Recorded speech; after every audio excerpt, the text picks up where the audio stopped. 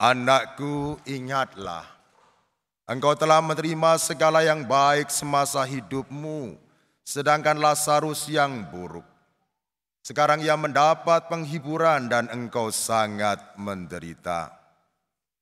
Bapak, Ibu, saudara-saudariku yang dikasihi Tuhan, menarik sekali membaca perumpamaan dari Yesus yang mengisahkan kehidupan orang kaya dan orang miskin yang bernama Lazarus. Tidak disebut dalam kitab suci siapa nama orang kaya itu. Entah itu si A, B, C, dan terserah. Anda bisa memberi nama sendiri.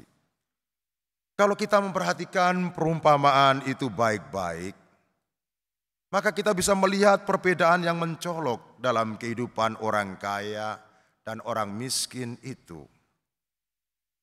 Orang kaya itu digambarkan sebagai seseorang yang mengenakan pakaian yang indah dan mahal-mahal. Jubahnya ungu dari kain wol yang halus. Sedangkan Lazarus mengenakan pakaian yang compang-camping. Dan seluruh tubuhnya penuh dengan borok yang bernanah. Bisa dibayangkan betapa jorok, betapa baunya dia. Betapa dekilnya dia. Orang kaya itu hidup di dalam kemewahan dan pesta pora, berlimpah-limpah makanannya. Sedangkan Lazarus hidup di dalam kemiskinan, kehinaan, kelaparan, dan penderitaan. Digambarkan bahwa dia makan dari remah-remah yang jatuh dari meja si kaya itu. Tapi sebelum remah-remah itu jatuh, anjing si kaya itu sendiri sudah memakannya. Dan lebih ironis lagi, si anjing si kaya itu menjilati borok si miskin Lazarus itu. Bisa dibayangkan para saudara, betapa hinanya si Lazarus yang miskin itu. Namun para saudara, keadaan kemudian berbalik. Ketika Lazarus dan orang kaya itu sama-sama meninggal, Lazarus yang selama hidupnya di dunia hidup di dalam penderitaan, hidup di dalam kehinaan, sekarang mengalami kebahagiaan, kemuliaan dalam kerajaan surga. Digambarkan bahwa dia duduk dalam pangkuan Bapa Abraham. Sebaliknya, orang kaya yang selama hidupnya penuh dengan pesta pora, penuh dengan sukaria, sekarang mengalami penderitaan dan kesengsaraan di alam maut. Bapak, Ibu, saudara-saudariku yang dikasihi Tuhan, mungkin kita bisa bertanya-tanya dalam hati, mengapa orang kaya itu mengalami penderitaan di alam maut, sedangkan si miskin Lazarus itu mengalami kebahagiaan di surga? Kesalahan apa yang diperbuat oleh orang kaya itu sehingga dia menderita di api neraka? Dan kebaikan apa yang dilakukan oleh si miskin si Lazarus sehingga dia mengalami kebahagiaan di surga? Apakah karena orang kaya itu hidup di dalam kemewahan, sementara Lazarus hidup di dalam kemiskinan? Saya kira tidak demikian para saudara.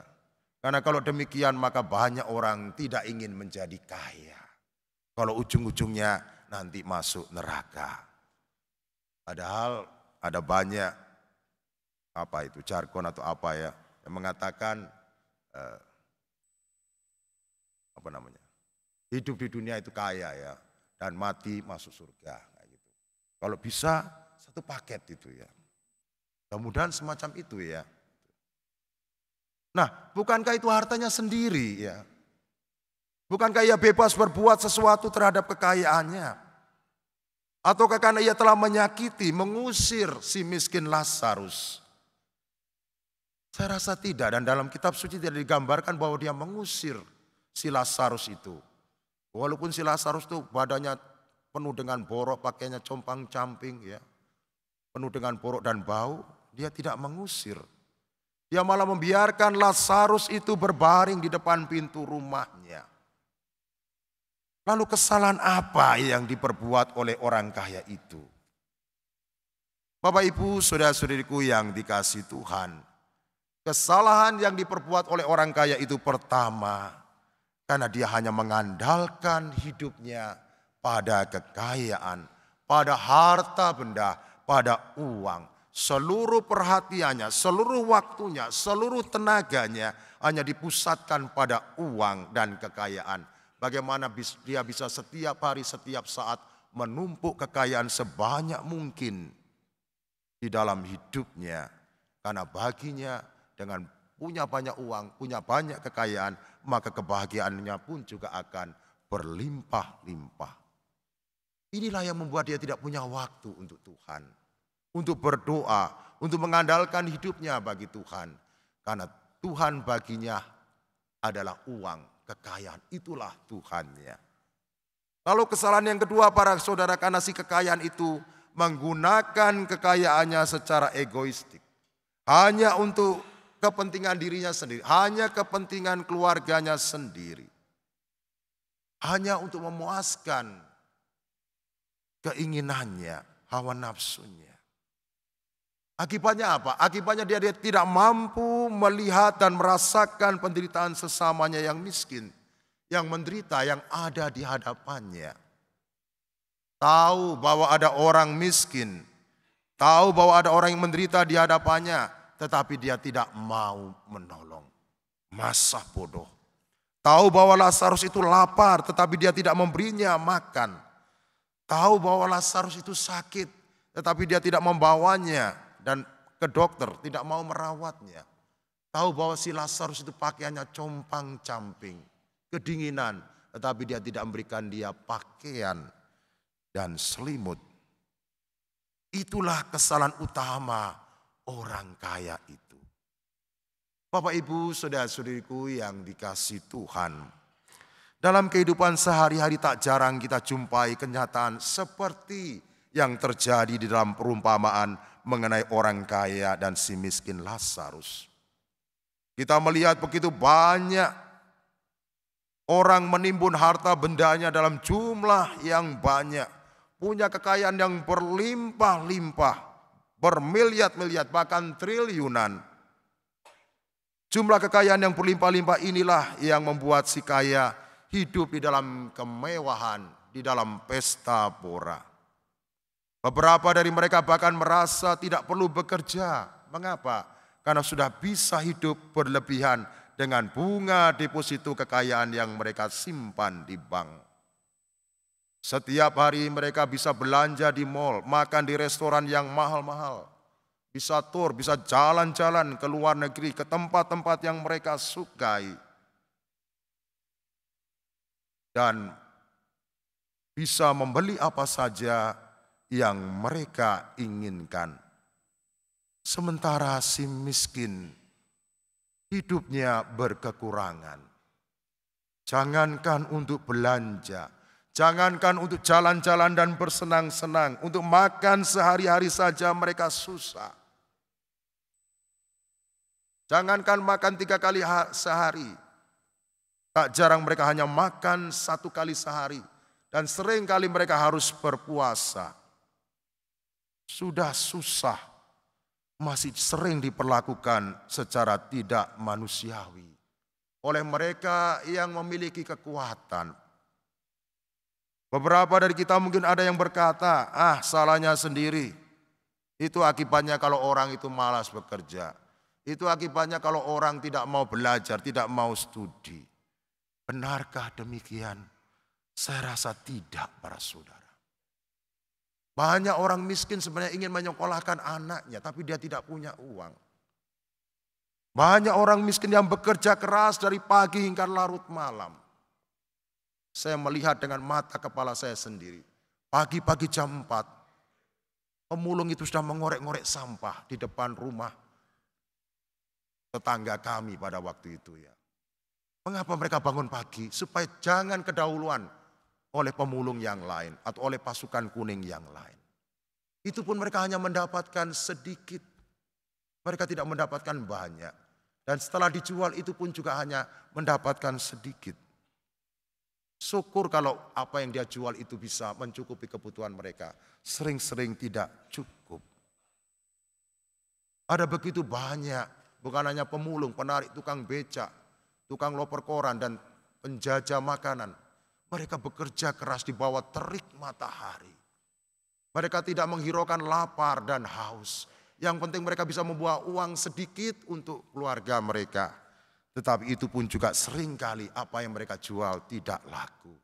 Akibatnya mereka tidak membawa uang yang cukup untuk keluarga mereka. Bapak, Ibu, saudara-saudariku yang dikasihi Tuhan, perumpamaan Yesus mengenai orang kaya dan miskin yang kita dengar dalam bacaan Injil tadi mengajak kita para saudara pertama-tama untuk tidak menjadikan kekayaan sebagai sumber kebahagiaan. Karena kekayaan itu bisa musnah, bisa hilang dalam sekejap. Tetapi kita hendaknya menjadikan Tuhan sebagai satu-satunya kekayaan kita. Harta benda yang berharga di dalam hidup kita yang tidak bisa musnah, tetapi senantiasa abadi. Maka mari di tengah kesibukan kita dalam bekerja, dalam mencari suap nasi, janganlah kita melupakan untuk berdoa kepada Tuhan, untuk bersyukur atas berkat yang kita terima, untuk mohon bimbingan dan mohon ampunan darinya. Saya yakin para saudara, Tuhan sang sumber kebahagiaan itu akan terus mengalirkan rahmat kebahagiaannya kepada kita. Kita mungkin tidak memiliki harta benda yang melimpah, tetapi karena kedekatan kita kepada Tuhan sang sumber kebahagiaan, hidup kita selalu diliputi damai sejahtera. Tuhan selalu memberkati usaha kita. Di sisi lain para saudara, kita diajak untuk peduli terhadap sesama kita yang menderita. Baik yang diminta maupun yang tidak diminta, tidak meminta kita. Kita hendaknya mau mengulurkan tangan untuk mereka. Mungkin ada yang berkata, Romo saya tidak punya uang. Gak perlu Anda memberi uang. Ketika Anda tidak punya uang, cukup memberikan senyum, sapaan yang hangat kepada mereka. Mendoakan mereka, itu sudah cukup. Itu sudah cukup membahagiakan bagi mereka. Tetapi kalau kalian atau Anda mendapat rezeki yang cukup, bagikan sedikit kepada mereka. Supaya oleh pemberian kita, mereka sungguh-sungguh bisa mengalami sukacita di dalam hidupnya. Mereka tidak hanya menganggap bahwa ada orang lain yang berbuat baik terhadap mereka, tetapi mereka mampu menyadari bahwa Tuhan hadir di dalam kehidupan mereka lewat kehadiran kita, lewat pelayanan kasih kita. Bapak, Ibu, saudara-saudariku yang dikasihi Tuhan, apa yang kita lakukan itu tidak hanya memberikan kebahagiaan bagi orang lain, tetapi juga memberikan sukacita dari pengalaman ketika kita berbagi dengan orang lain secara tulus. Oh, bukan hanya orang lain yang bahagia, tapi kita bahagia karena kita bisa berbuat sesuatu untuk orang itu. Dan lebih dari itu para saudara, kebahagiaan yang lain, yang lebih dari apa yang bisa kita terima di dunia ini adalah bahwa nama kita tercatat di dalam kerajaan surga. Inilah sesuatu yang membahagiakan kita. Semoga kita senantiasa menaruh kepedulian terhadap saudara-saudari kita yang menderita, supaya mereka pun boleh mengalami kasih Tuhan lewat pelayanan kita. Amin.